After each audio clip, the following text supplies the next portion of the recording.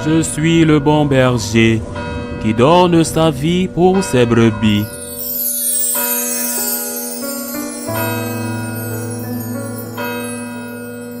En ce temps-là, Jésus disait à ses disciples cette parabole. Le royaume des cieux sera comparable à des jeunes filles invitées à des noces qui prirent leur lampe pour sortir à la rencontre de l'époux. 5 d'entre elles étaient insouciantes et 5 étaient prévoyantes. Les insouciantes avaient pris leur lampe sans emporter d'huile, tandis que les prévoyantes avaient pris avec leur lampe des flacons d'huile. Comme l'époux tardait, elles s'assoupirent toutes et s'endormirent. Au milieu de la nuit, il y eut un cri. Voici l'époux, sortez à sa rencontre. Alors toutes ces jeunes filles se réveillèrent et se mirent à préparer leurs lampes. Les insouciantes demandèrent aux prévoyantes, donnez-nous de votre huile, car nos lampes s'éteignent. Les prévoyantes leur répondirent, jamais cela ne suffira pour nous et pour vous.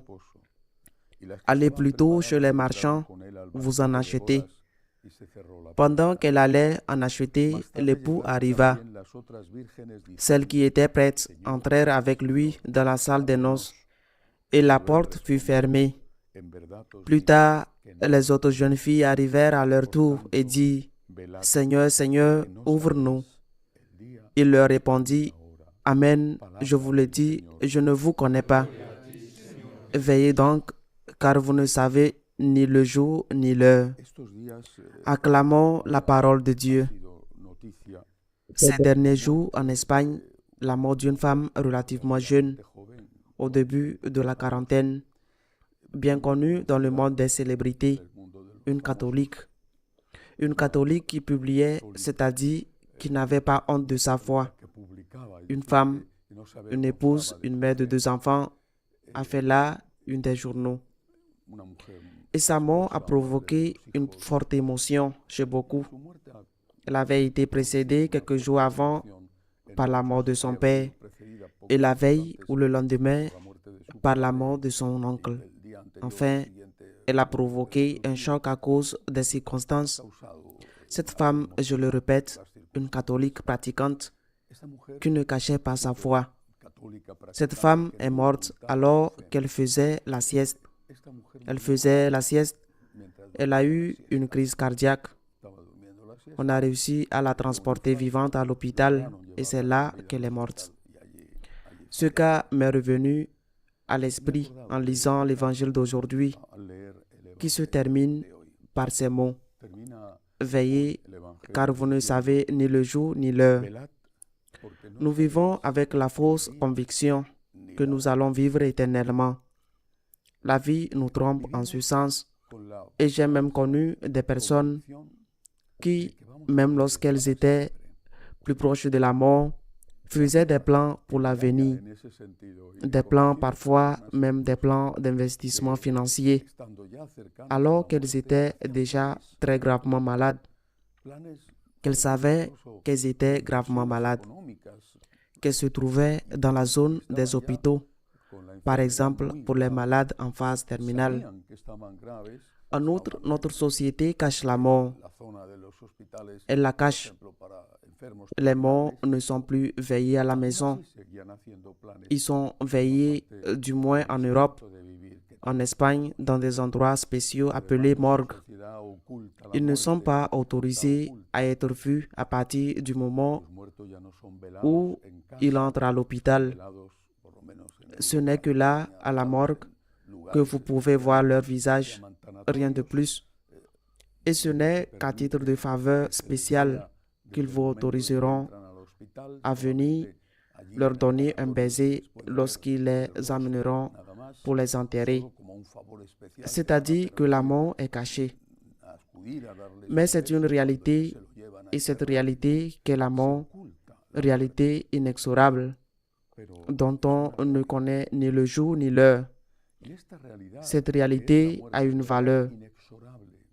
La valeur, c'est qu'il faut se préparer à la vie éternelle. Naturellement, celui qui ne croit pas à la vie éternelle n'a pas à s'y préparer.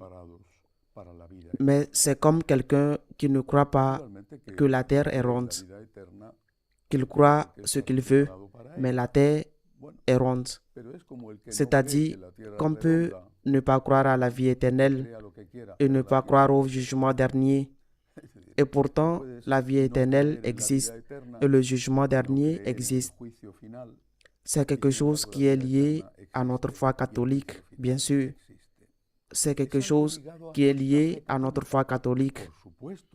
Mais, et aujourd'hui, il est bon de le rappeler, depuis que l'homme existe, bien avant l'apparition du catholicisme, l'apparition de la présence de notre Seigneur, bien avant Abraham, bien avant les pyramides, bien avant l'apparition de l'Église, bien avant l'apparition de l'Église, bien avant Abraham, bien avant la construction des pyramides, qui sont des monuments funéraires, bien avant, aussi longtemps que nous connaissons l'existence de l'homme. L'homme a cru en la vie éternelle, qui n'a certes pas été révélée, mais cette fois, cette croyance a été instinctive. Cette croyance a été instinctive, non révélée, mais instinctive, parce qu'il a écrit. Quand l'âge de l'écriture est arrivé, il a peint les graffitis dans les grottes. Il a imaginé ce que cette vie éternelle devait être. Il a imaginé de nombreuses façons. Il l'a décrite de nombreuses façons jusqu'à ce que vienne la révélation et la plénitude de la révélation avec Jésus-Christ. Mais l'homme a toujours cru qu'il y avait quelque chose de plus après la mort. Sa nature, c'est-à-dire ce que Dieu avait mis en lui avec la création, l'a fait aspirer à cela, rêver de cela, le désirer et croire. Peut-être vivons-nous la première génération de l'histoire humaine, ou au moins en Europe occidentale, et dans une partie de l'Amérique, les gens ont massivement cessé de croire en Dieu et ont cessé de croire qu'il y a une vie au-delà de cette vie. Et naturellement, qu'il y a un jugement qui marque le passage de cette vie à l'autre, par un sentiment inné de justice, en dehors de toute révélation, parce qu'il n'est pas possible que cette vie éternelle soit la même pour ceux qui ont fait tant de mal ici ou pour ceux qui ont souffert des conséquences du mal de ceux qui sont ici. Et quelles sont les conséquences de cette diffusion massive de l'athéisme, de ce manque de foi en la vie éternelle? Quelles sont les conséquences? Prenons un exemple. Supposons qu'il n'y ait pas de justice dans le monde, pas de police, pas de juge. Enfin, supposons, il y en a toujours eu, mais supposons qu'il n'y ait ni juge ni police, mais que l'homme reste le même. Que se passerait-il? Eh bien, celui qui veut voler, volerait en toute impunité. L'abuseur d'enfants le ferait. Le violeur le ferait. Celui qui bat les femmes le ferait. Le corrompu. Le politicien corrompu, qui jouit souvent de l'impunité, se sentirait totalement libre. Que se passerait-il s'il n'y avait pas de juge, s'il n'y avait pas de police? Que se passerait-il? Le mal serait tellement insupportable que l'humanité disparaîtrait tout simplement, parce que ce serait pire que la loi de la jungle, étant donné que la loi de la jungle au moins a quelques principes. En général, l'animal que tu tues pour manger est ici. Dans de nombreux cas, il n'y aurait pas de mots qui n'ont rien à voir avec la subsistance. Eh bien, c'est exactement ce qui se passe dans les sociétés sans Dieu.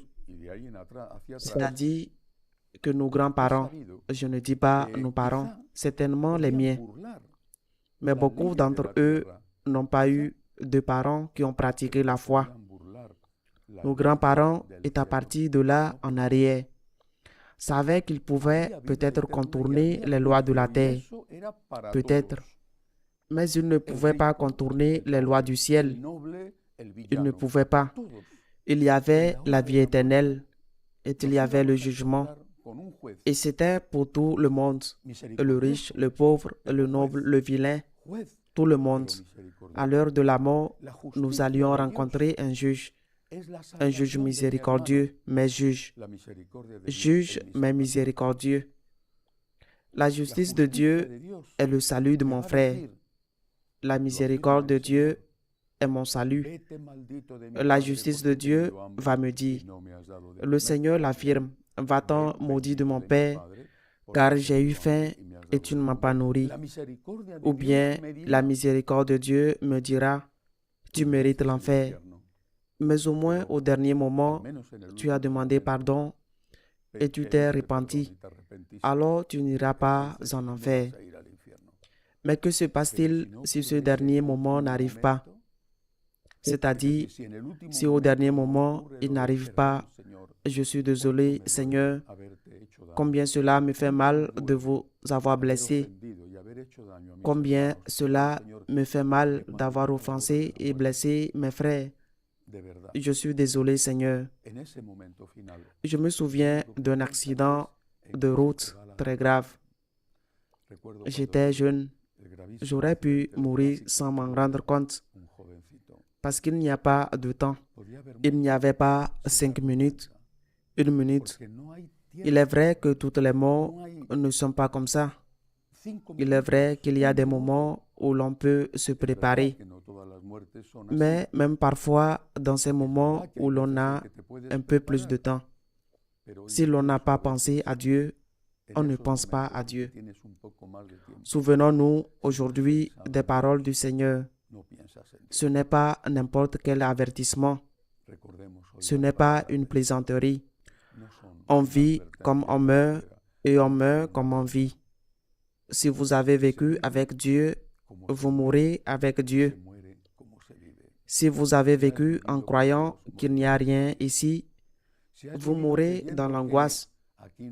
Mais vous rencontrerez Dieu parce que Dieu existe et que le jugement existe.